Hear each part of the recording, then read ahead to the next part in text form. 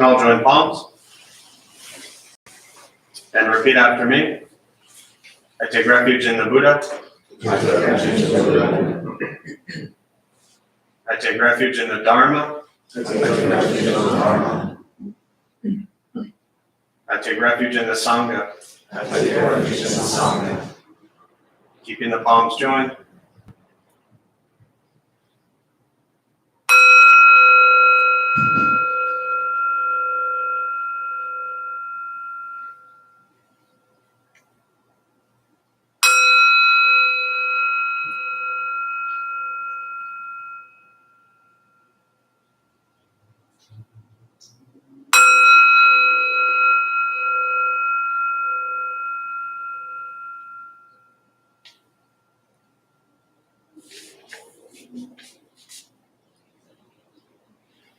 Put the palms down.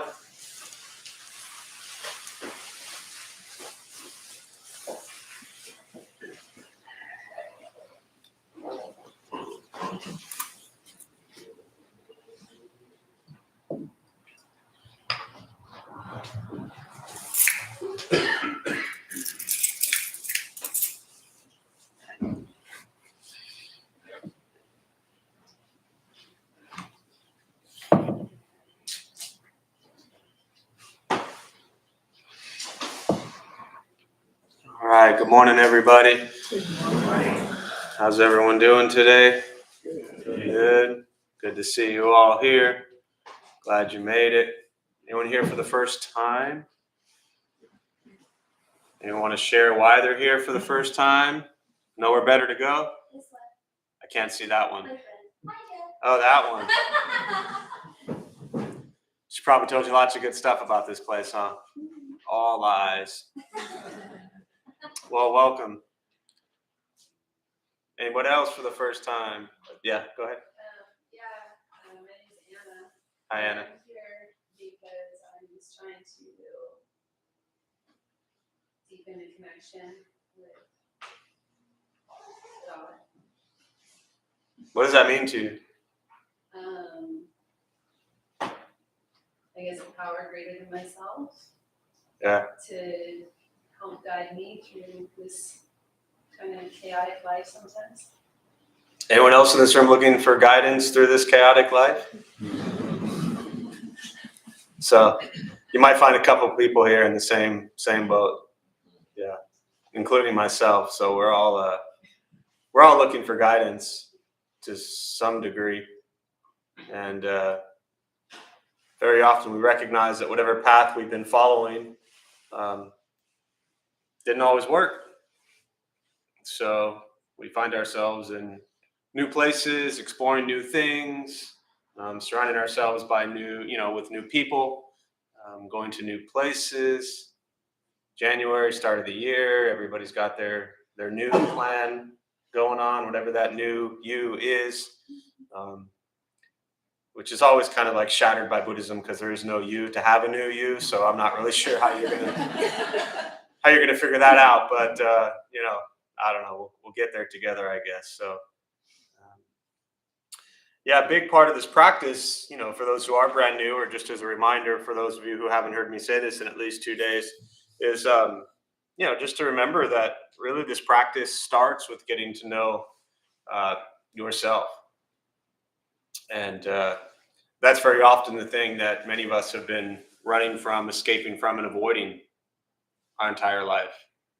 So whatever types of, you use the word connection, which is great, whatever types of connections we're looking to make anywhere with anyone, it often starts with finding a connection with yourself. And what that means, at least from my interpretation and Buddhist practice, is what is that self that I am attached to, that I'm clinging to, that I am telling stories about my whole life, that's even looking for a connection to begin with. What are those, the pride, the ego, the challenges, the difficulties? What is that self? What's in that heart? What's in that mind that wakes up and goes through our day?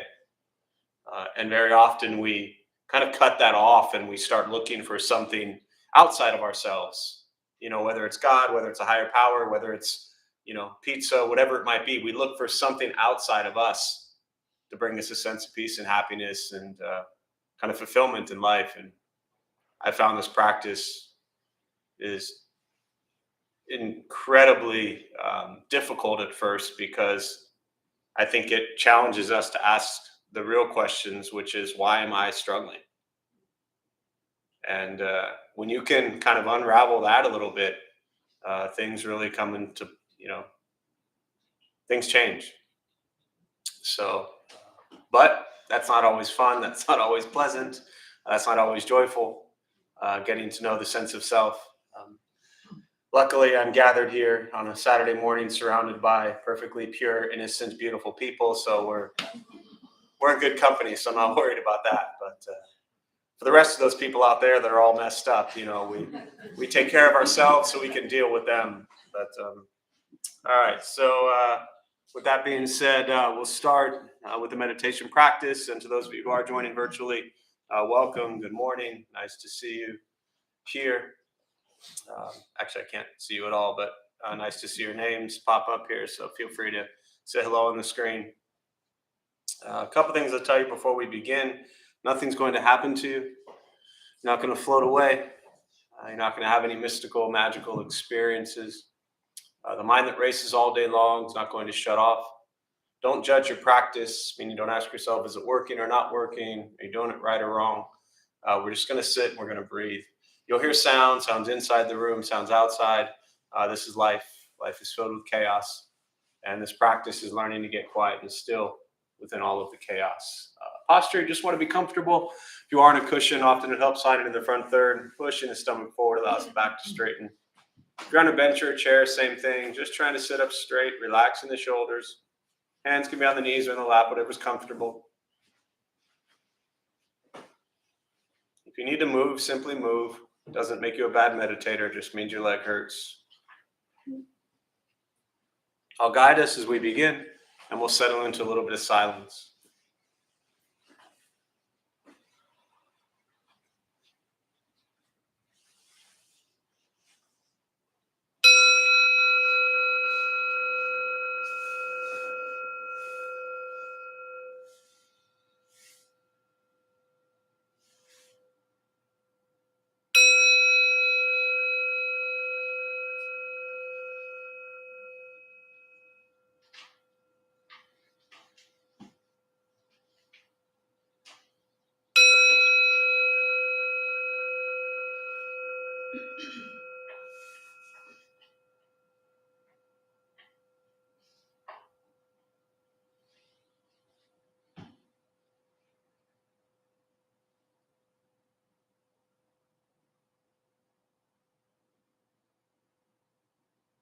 And starting with the eyes closed, if comfortable, or slightly open. Mouth is open or closed. We'll start with taking 3 deep breaths, slowly.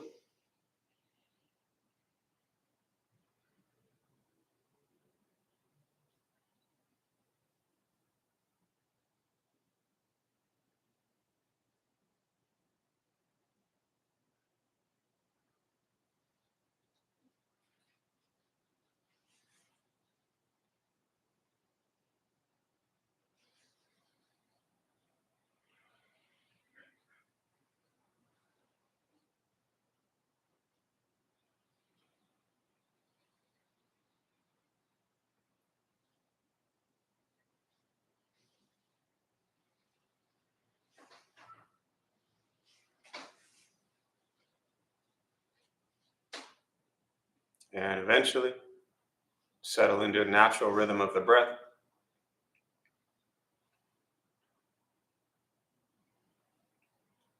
Noticing the mind as it wanders, jumping from thought to thought.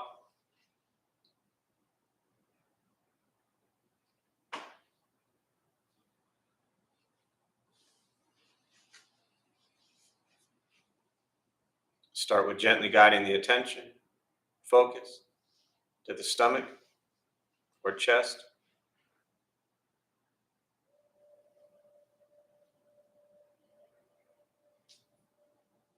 Breathing in, feel them rise.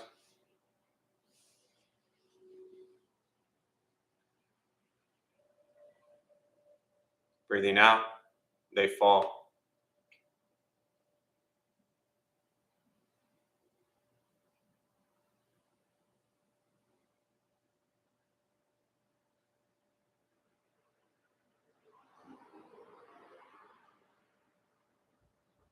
Simply continue this practice,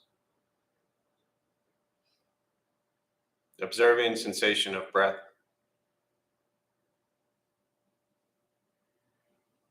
expecting nothing but to sit and breathe.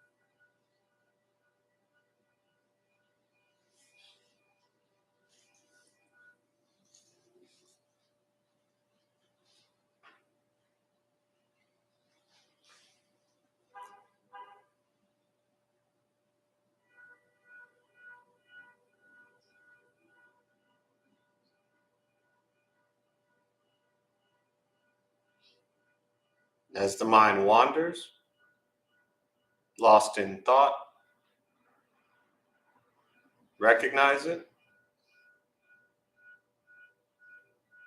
release that thought,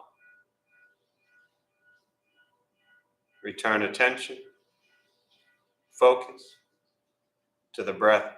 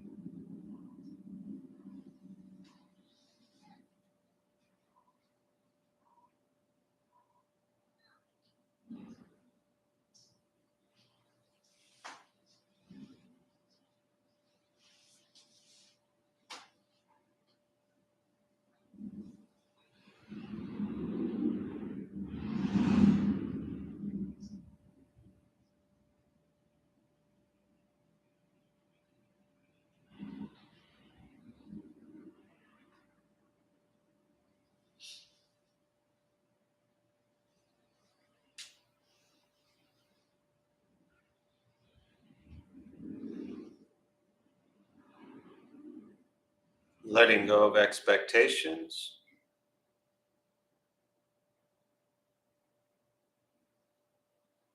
letting go of judgment from the practice, just sitting, breathing.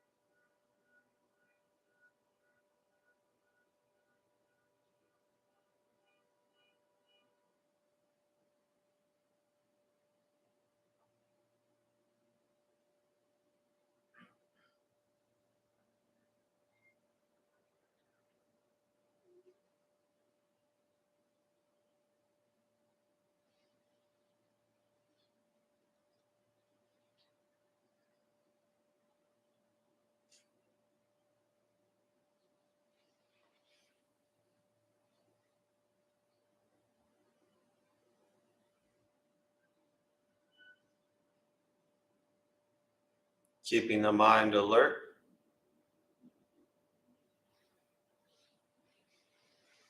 aware of each sound,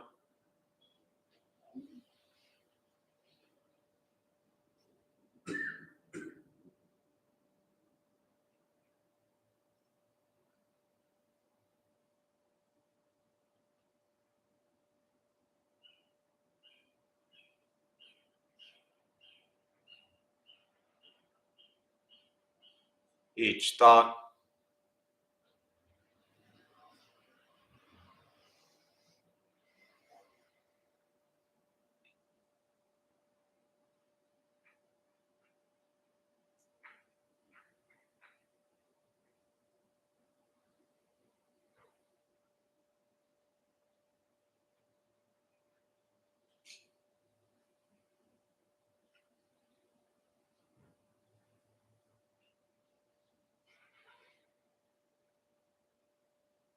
each physical sensation,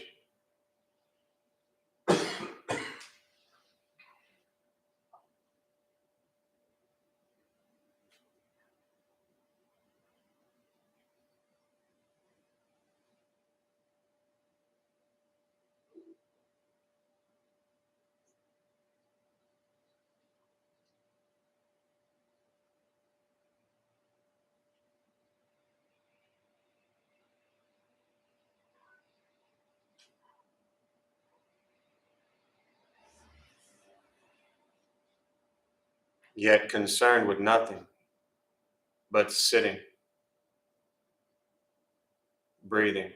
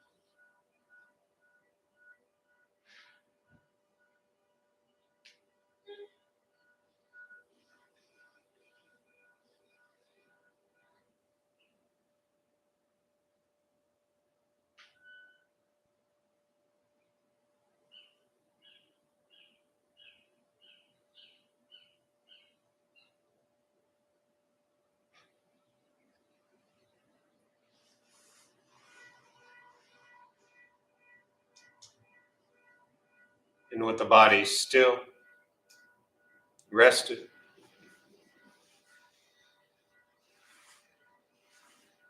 and the speech quiet, aware of all sounds,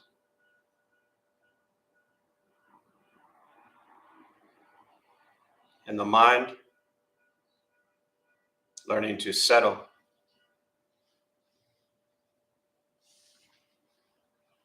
know what it's like to just sit and breathe.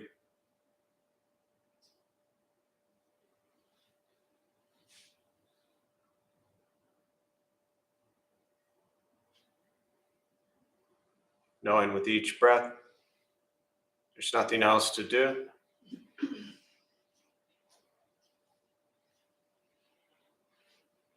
Nowhere else to go.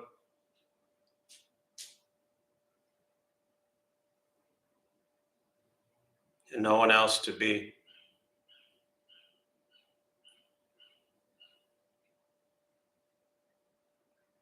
Everything beautiful, exactly as it is. Sitting, breathing.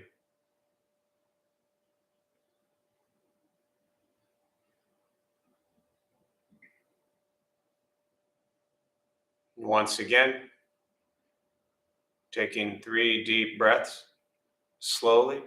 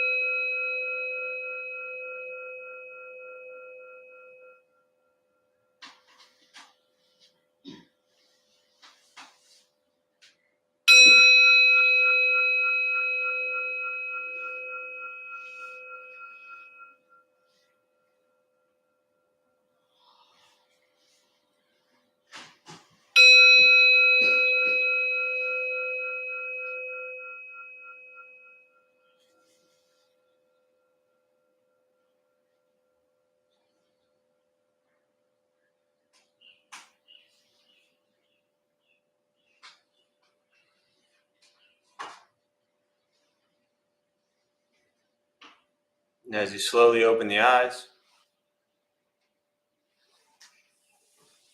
slowly beginning to move,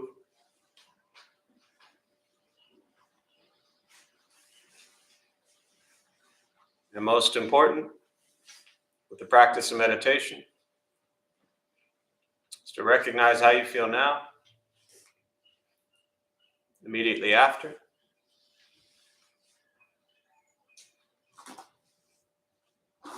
Compare this to how you typically feel throughout your day.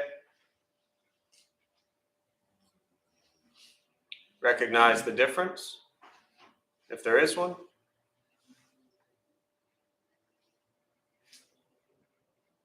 Ask yourselves how you'd prefer to feel every day for the rest of your life. And realize however you feel now, if it's quiet, calm, and still, or a busy mind, racing mind, whatever you're sitting with at this moment, has nothing to do with how you sit, hold the hands. It's nothing to do with the sounds around you, or anything else for that matter.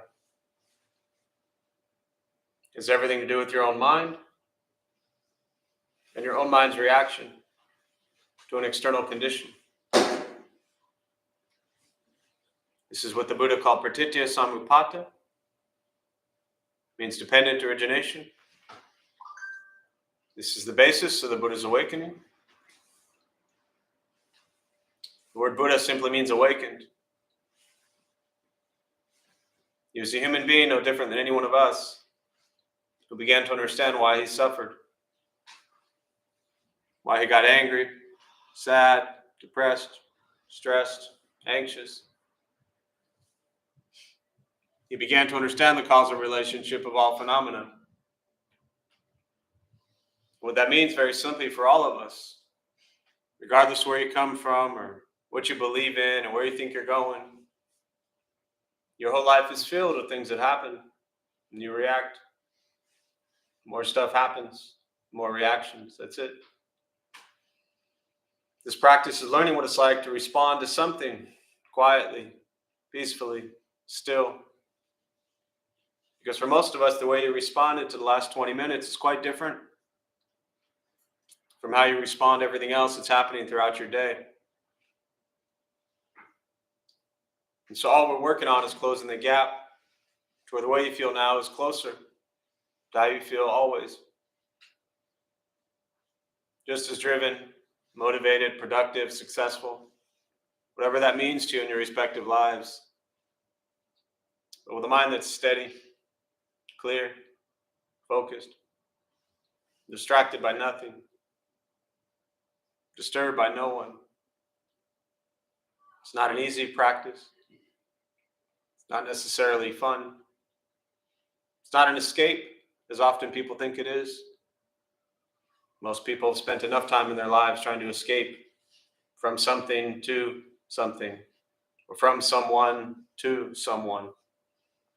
This practice is direct perception into the present moment and simply becoming aware of everything you think, everything you say, and everything you do. And that never changes. The practice doesn't change, at least how I've learned it, how I've always practiced it, and how I've shared it. It's simply becoming aware of your thoughts, your words, and your actions every moment of your entire life. This is what the Buddha called karma.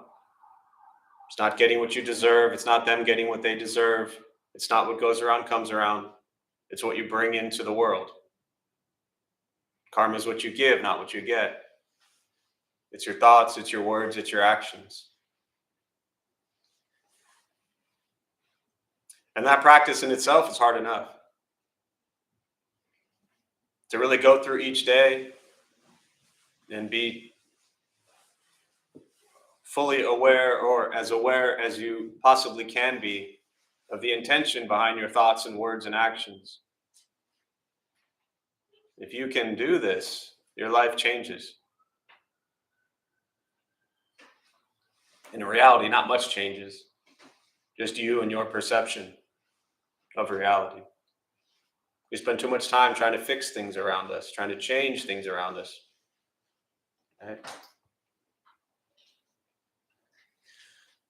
That car was going to make that noise whether you wanted it to or not.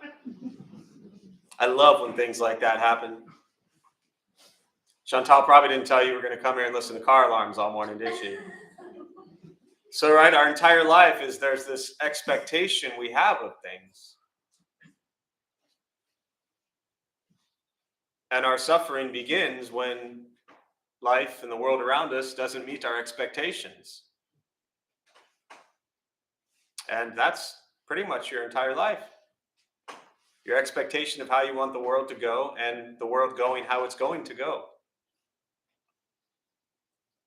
When you hear something like that, and these are just things to ask yourself, is your first thought,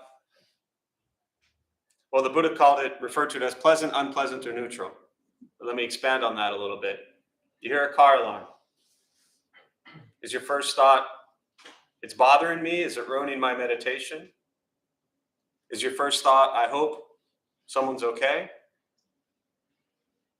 I hope no one's getting their car broken into. I hope no one's being chased and, setting their panic button. Or is your first thought, it's ruining my meditation? These are things to ask yourself. Because every moment of our day is filled with things like this. where we have an opportunity to experience what's happening around us and recognize our ability to try to control it and change it and want it to be different. So you can resist what happens around you. You can dislike it. It can frustrate you. Or you can just jump in with it and be with it. Either way, your approach to it doesn't change it. So the less we force things and the more we embrace and accept reality as it is, the easier life gets. And then ultimately, there's no difference between a car alarm, birds chirping, ocean waves crashing, or some of us remember the sounds of nails scratching on a chalkboard. Kids these days, they'll never understand the joy of that sound. It still makes me shriek when I think about it. So, with that, I'll pause. I'll open up to questions. For me, I'd much rather respond to what's on your mind. So meditation, Buddhist practice, and again, to those of you joining virtually, glad you're here. Thanks for joining us. Feel free to type in any thoughts, questions, and I'll do my best to respond there as well. So, yeah. I'm Justin. I just want to kind of build off the car alarm. Yeah. So I think this might be a little convoluted, but what I struggle with is, or not struggle with, what I observe is that it's hard to distinguish between working with what comes up and fixating on what comes up. So like, I'm recognizing the reactions that I'm having to that car alarm, right? Mm-hmm. And the associated thoughts and the sensations in my body. And after a while of working with that, it kind of went from unpleasant to pleasant. And then I'm kind of really getting into that car alarm, and it stopped for a while, and I'm like, why did it stop? And then I'm realizing that reaction. And I'm like, a lot's coming out of it, but I'm having it with a breath for 10 minutes. Yeah. At the end of the day, the whole meditation was kind of trying to learn from that car alarm. Yeah. So in the moment, while I'm meditating, should I be trying to kind of get away from the car alarm and just notice my initial reaction and move on, or is noticing the fact that I'm fixated on it and can't get away from it a benefit in itself? I don't know. I mean, I think, my unenlightened, ignorant opinion is the beauty of what you just shared is the beauty of what you just shared. To observe the madness of the whole thing you just shared, which just about all of us can relate to in our own little way that we did, with that. And if anybody didn't hear the car alarm, it's not because you were in a deep meditative state, it's because you were asleep. And the sleep is fine. Often, especially working with younger folks, are like, I was in such a deep state of meditation, I didn't hear the airplane. It's like, no, dude, you were asleep. So I think whatever was going on with you was what was going on with you. And I don't want to sit here and give you like this grand advice over the car alarm, but yeah, it's fascinating you hear it and then it like stops and then you hear it again and you're like, all right, here we go again. And then it stops again. And maybe through the first two cycles, you're like, okay, maybe it's done. And then eventually, potentially you become addicted and you actually are almost waiting for it to start again. And then it doesn't start. And then you're like, where's my car alarm? Right? So I don't want to say that there's one way that's right or wrong. I think it's just to notice what's going on. The key here is to recognize that during all of that, did you get up? Did you yell at anyone? Did you go like see what's going on, chase somebody down, get pissed off because the car? No, like you just were with yourself while it was happening. Now, the rest of today, you're going to have things happen just like that car alarm. Can you just notice what your crazy head is doing and stay silent? That's enough. That will change because that car alarm is going to be a stranger at the grocery store, is going to be the person on the freeway, is going to be a family, loved one, a friend that's annoying you, bothering you, making you angry. That's the car alarm. You manage to stay silent and observe. And a little asterisk, I'm not suggesting that silence is always the best thing. It's just work with me here, So does that make sense? Yeah. Yeah. I just started counting them, counting each cycle. Okay. To me, that I just use that as my focus. Yeah. So I got 62 in each session. Yeah. On that car alarm. Yeah. So to me, it was like equivalent to when you say, notice where your thoughts are. And I was amused by it because my mind was going in places and it stopped. Yeah. And it got attention. I was just sitting here kind of amused when it started again. And I was thinking about these car alarms that are sensitive. The reason they have that is to protect, but it's perceiving a threat that's not there when like a car rushes by. And I was thinking that's true for me too. I perceive a threat that's not real and react to it. No one's actually trying to break into me, but I perceive that the person who sped past me was a threat and I'm reacting to it. Yeah. So I think I'm just like that car alarm. I'm too sensitive to what's going on around me that I perceive everything as a potential threat. And that makes sense to why my mind monkey minds about things that I think I need to resolve as if they're life threatening. You know, if that plumber doesn't do this right. Right. Yeah. Beautiful. It's like, yeah. So like that was just another extension of you. Yeah. Reminding me to come back to what are you worrying about here?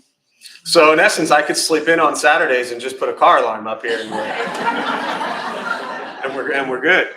Yeah, I think that's beautiful. Like to what I thought, and you may have you kind of quickly said this, I think, but one piece that you said, which I don't even think is the major point of what you were making, but I think you also were saying that as the mind wandered, it was really hard to have your mind wander to anything else other than that. I was laughing inside because I'm like, thank you. Yeah. Thank you. Because that was what I was thinking was a lot less pleasant. Right. Yeah, That's great. And I just love that I got that that's exactly what my ego or whatever you want to call it. It's Sure. part of me that's scared part that thinks everything's a threat and I need to react. Yeah. So true. Yeah. Yeah. Was I the only one thinking, should I see if it's my car? Disturb everyone's meditation. Yeah. It's like, oh my God. I'm sure you were not the only one. Everyone's meditation. Yeah. But I can't leave. I don't want to disturb people. Was I the only one thinking? I need to tell them. I was thinking it was your part too. You had a couple of them. Yeah. Normal. Yeah. I have a question, not regarding car. All right. About transfer of merit. Yes. I understand it's an act of compassion on the part of people who are transferring merit. I'm just wondering, how does it affect the person who is receiving it? How does it work? How does it work? Stop Because thinking so much. So, once every,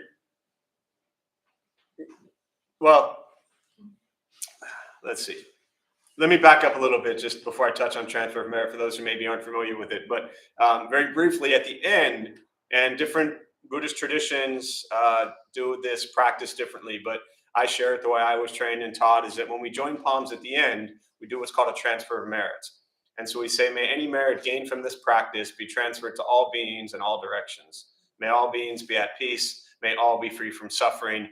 And then often, if somebody is sick, if somebody has recently passed, then I know for me, I'll recite their name. I often get asked to recite people's names. I stopped a couple months ago, but for 3 years, I was transferring merit to the more than 6 million lives that were lost during the pandemic, and the family and friends that are still affected to this day. I was doing that every day for 3 years. So your question is around, how does that work? All right. So it's like, you remember the movie Willy Wonka and the Chocolate Factory? I don't see it, but Okay. Well, work with me here. So there's a scene where the mom, I think it's, the mom with the boy. And he jumps up on the thing, and the laser beam comes down or whatever it is, and it turns him into 1,000 million tiny little pieces. Anybody with me here? And then he ends up as a tiny little person on the other side. I mean, those of you who've seen this and know what I'm talking about, you know what I'm talking about. I'm doing a terrible job describing it, but if you've seen it, that's enough. And then she puts him in a purse, right? And then walks off. So everyone wants to know, like, how did that happen? Who knows? It happened, right? I mean, a woman, huh? That's magic. That's, or I not. haven't seen the movies, I don't know. Watch the movie. People will love it. You know, a woman called the other day, near death, wanting to know, like literally asking me what God thought about something. I don't know. You'd have to ask God. Don't know anyone who's met him or her. Right? When it comes to transfer of merit and many things within Buddhist practice, which tend to, in a Western mindset, get brushed over a lot because a lot of people, not everybody, but my opinion is a very high percentage of people who get into Buddhism later on in life in this culture were not raised Buddhist.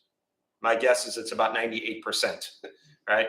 People were raised Christian, Catholic, Muslim, Jewish, pagan, whatever it is. And then later on in life, they discover meditation, they discover Buddhism, they bring that into life, and it becomes something special to them. And they have their religious faith or not. So Buddhist practice becomes separate from their religious faith in this Western culture for the most part, right?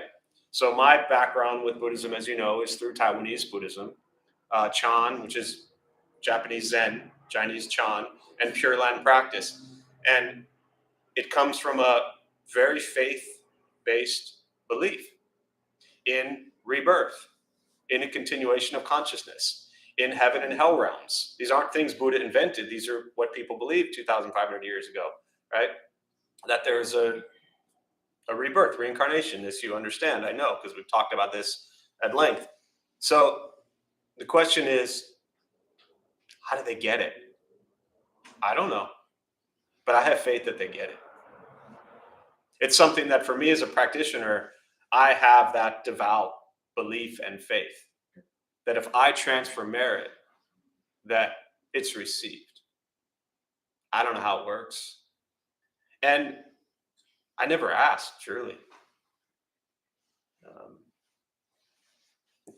No, it's okay to have faith. I just want Yeah. to see if there's a logical answer. Here, and then we'll go.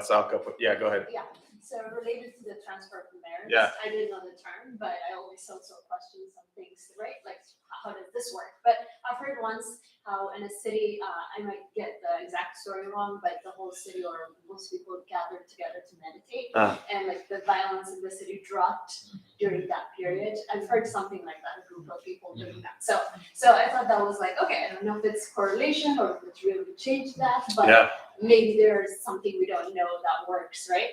But the other parts for me also how I understand transfer of merit or thinking, I hope this happens after meditation, is like just using our brain maybe, briefly today to think that maybe makes it more likely to be helpful to change other people's lives. So sort of whether it's 7 days a week or once a week, I think that practice even thought might be positive. Like, you have to think it before you act on it. Definitely. Yeah. Okay, that's all. Yeah, beautiful. Thank you for sharing. Yeah. Go ahead. I'm thinking car alarm, because, well, just my immediate reaction was, well, maybe it's the same rhythm as my heartbeat. Anyway, when you brought up the idea of thinking about maybe someone's in peril, like the idea of like being helpful to someone, well, that one didn't cross my mind, and I just wonder if you can get some insight on how to Make think it, yeah. more that way. How to make it cross your mind, yeah. Well, first off, you're not a terrible person, and you're not like going to Buddhist hell because you didn't think about somebody else when a car alarm occurred. And I'm sure you're not the only one who, when I said that, that can kind of hit, right?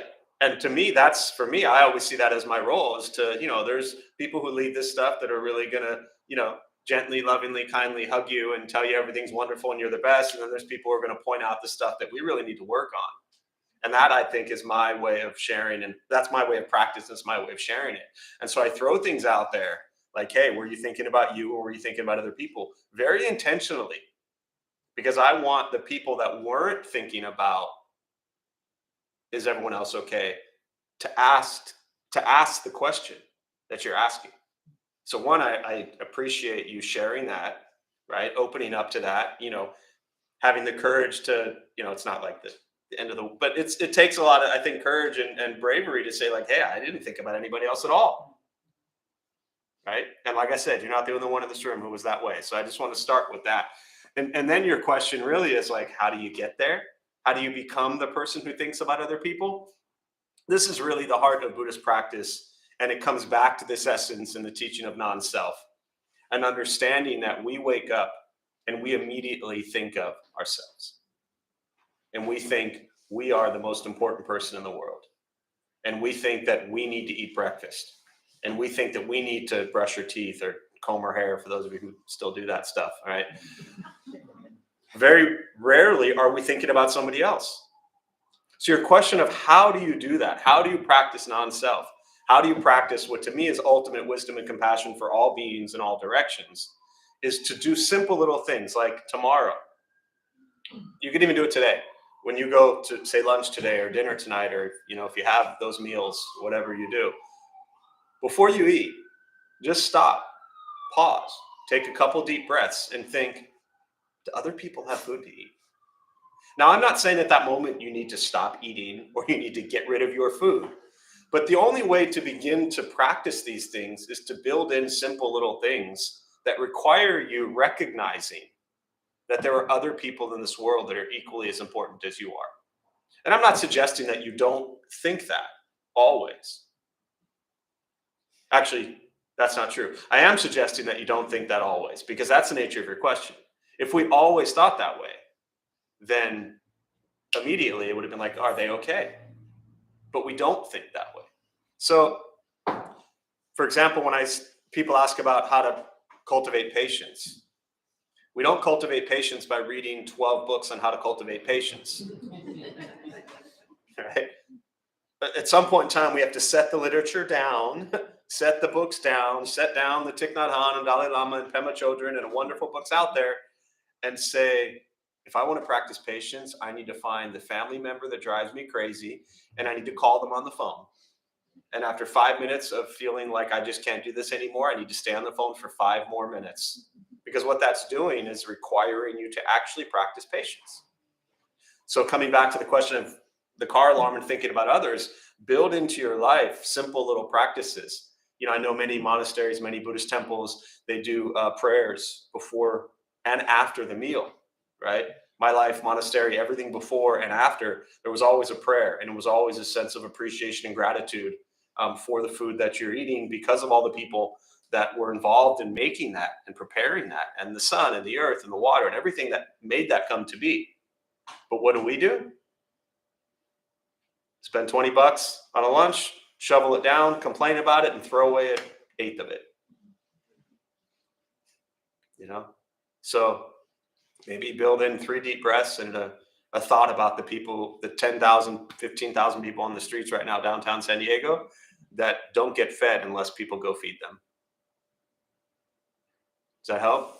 Thank you. Yeah. And it takes time. What this is really addressing for all of us, right, is that the Buddha said we suffer, we struggle because we're greedy, we're angry, and we're ignorant. Simple. Really simple. And that's not meant in a way to make us like hate ourselves and think we're terrible people, but to explore our greed, our anger, and our ignorance. And then he said to overcome greed, and anger, and ignorance, practice generosity, compassion, and wisdom. So we have to find ways to practice these things. Practice generosity, practice compassion, and even giving thought to other people who don't have food is generous. Kind of going back to, what you were saying, just that thought of like thinking like, wow, there's other people out there is a really generous, beautiful thought. So hope that helps.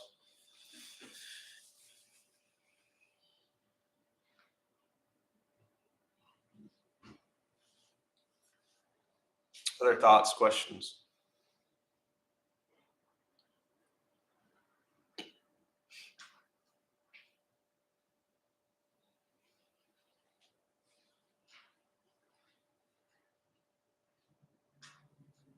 So when people here, for example, ask you a question, and sometimes you'll say, I don't know.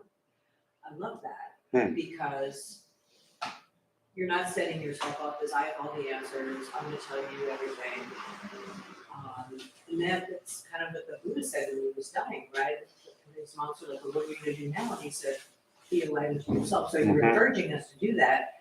And then along the way, you'll sometimes give us some wonderful suggestions. So, but not in a way of like, I know more than you, I'm this or that. So I just want to say I appreciate the combination. Thank you. Yeah. Yeah, I mean, I think it's, you know, there's enough people out there that put those of us who lead on pedestals. That's all of their mess, not ours. You know, we don't view ourselves, and I'm referring specifically to the people that lead here. You know, we've been running this place 16, 17 years. And when people come to me and they say, I really want to teach, I want to teach, I want to teach, they're not the people to teach. You know, I want people who share their practice, share their ignorance. And as you say, offer suggestions, ideas, insights into what helps their life. And I think that's really important. And yeah, to kind of echo what you said, for those who don't know, that was the Buddha's last message before he died. He was 80 years old and they said, who's going to teach us now? And he said, I've taught you for 45 years. You know, in essence, like, I mean, that's 45 years of teachings. Do you need any more? If it didn't get through to you by now, you know, there's something going on here. So he said, I've taught for 45 years. He said, now you must strive on with diligence and be enlightened to yourself. Because they were asking him, who's going to be the teacher now? And he says, you have all the teachings. You just have to go do it.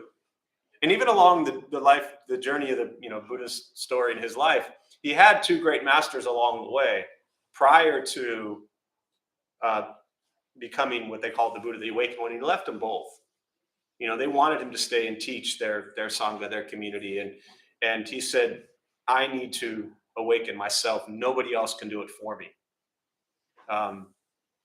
And I think that's, you know, without getting too far into it, and we've touched on this briefly, I think that's, you know, it's a blessing and a curse, as they say. You know, obviously with Buddhism and any religion, philosophy, way of life that enters a new country, Suzuki Roshi used to say it takes 200 years when Buddhism enters a new country for it to really take root. And he says it's like holding a flower against a rock and expecting that flower to grow out of that rock. You know, and that's really difficult. And I don't even know if he was talking about America when he said that. So we could add another 100 years onto this country, right? But Buddhism meshes with local culture, local religion. So you have Buddhism meshing with America's religion and culture. And they're about as opposite as anything I could ever imagine. I mean, talk about night and day. And so the blessing and the curse is you have so many Buddhist teachers. And you have to share the message somehow. But I think people also need to be very careful how they refer to themselves and how they call themselves. And I think I've told you this, but, you know, years ago, there was a wonderful Zen priest, and she taught at Upaya Zen Center for many years. And I was talking to her about this. And, you know, she said, Jeff, it's not up to you. Because you know, she knows my line of, you know, we're no monks, we're no nuns, no teachers, no masters, no gurus, we're just practitioners. And her response was, Jeff, it's not up to you, it's up to them. So people can have their views of me, but that's not me.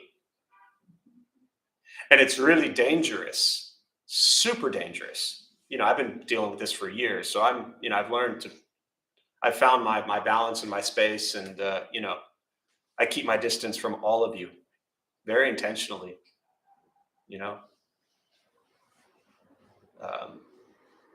And it's very dangerous. And I'm not just saying this here. I'm saying this on your spiritual journeys, religious journeys, meditation places, yoga studios, wherever you go.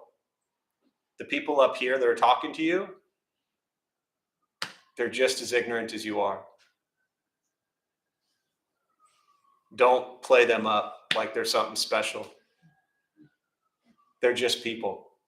And the danger is, and there's a lot of people write about this, but the danger is actually the people that do that to the people who sit up here and put them up on a pedestal. And then all of a sudden that person sneezes the wrong way, and they're like, oh, that place, Be very careful doing that to people. It's actually not fair to them because you're raising people up on a pedestal that are not putting themselves there,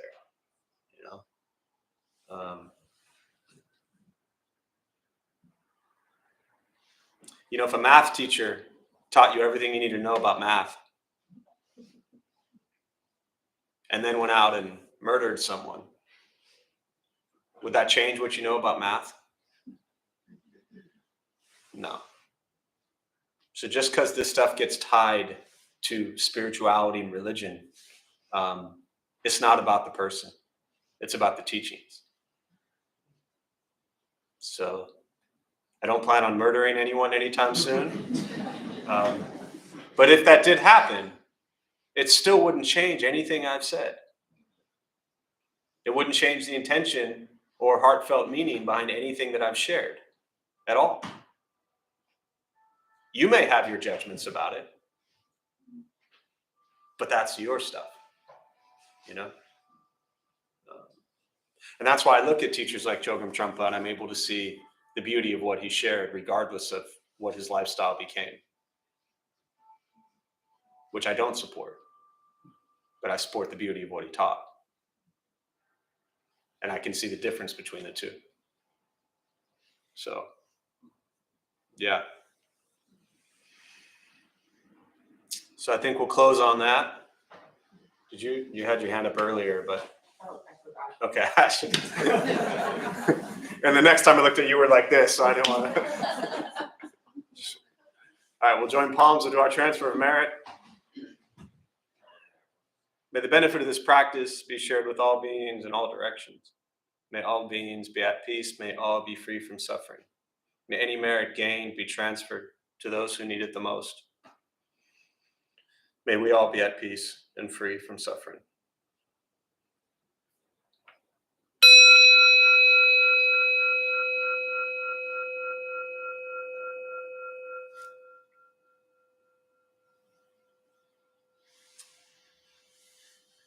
All right, a few quick announcements before you head out. Thanks all for being here. My name is Jeff. I'm a Dharma bum.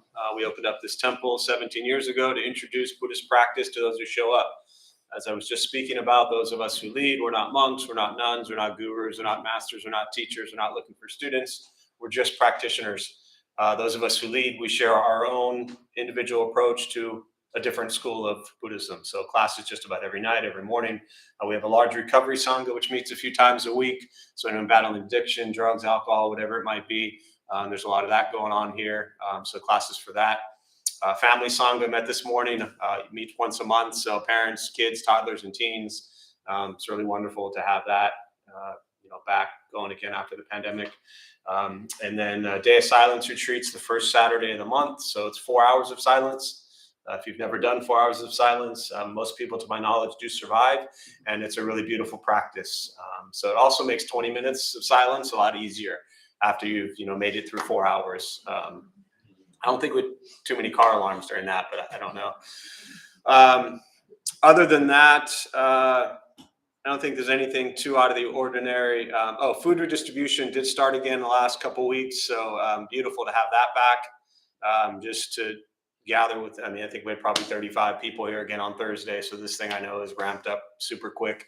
But it's just nice to pack this place. A little scary to pack this place, but nice to pack this place and feed people. So that's every Thursday, 5 o'clock. We're going to stick for a while with peanut butter and jelly. It's a simple, easy way to do it as opposed to the gourmet food we actually used to pick up and prepare. So peanut butter, jelly, and bread. If you want to drop off any peanut butter or jelly during the week, anytime, you can drop it off down at Buddha for You when that's open. Or if you come to a class, you can drop it off. But we'll just kind of stockpile peanut butter and jelly for now. And we'll do that for a couple months until we go back to the old route. If you want to bring bread we'll take either Tuesday or Wednesday. And that way we can, make sure it's fresh to go out. Or if you just want to show up Thursday at 5, we prepare food for about 45 minutes to an hour, and then we carpool downtown and we walk around and pass out food to people who sleep on the streets every night. So it's a beautiful practice. Other than that, Buddha for You is downstairs if you need anything. I do want to add one final thing. I know I'm talking a lot, but I finally want to point out, I think to everybody here, based on something Robin asked about, the reason that I always say, and actually, Joe, I think I shared this with you also a couple months ago, but the reason I always say at the end, those of us who lead are not nuns or monks or gurus or masters, we're not teachers, we're not looking for students, because about 7-8 years ago, I was leading at our old location, the Buddha for You. And I used to wear the gray pants I'm in, and I used to wear a shirt that was the same. And so it looked like I was in robes. I had a shaved head. And this guy, I made a comment during the class, and I don't know what the comment was, but the guy came up to me afterwards and he says, "You're not a monk." I said, "No." And he was really offended because his impression was that I was a Buddhist monk. And I was like, and I typically don't, I'm pretty sure I make it clear that I'm not. But that was after that, why I started saying, I'm not a monk, we're not nuns, we're not gurus, we're not masters, we're not teachers, not looking for students. So we want to draw that very fine line that we're not here to take you in and teach you. You are stuck, my friends, with yourself. We will share our stuff the best we can, but then you are on your own. You're going to get up, walk out of here, see whose car that was, and you're on your own. But before you do that, if you do want to stick around, help clean up, take out trash, sweep outside, pick up leaves, you're welcome to. So thanks all. Thank you. Dave, where do you want me to put the alarm bells?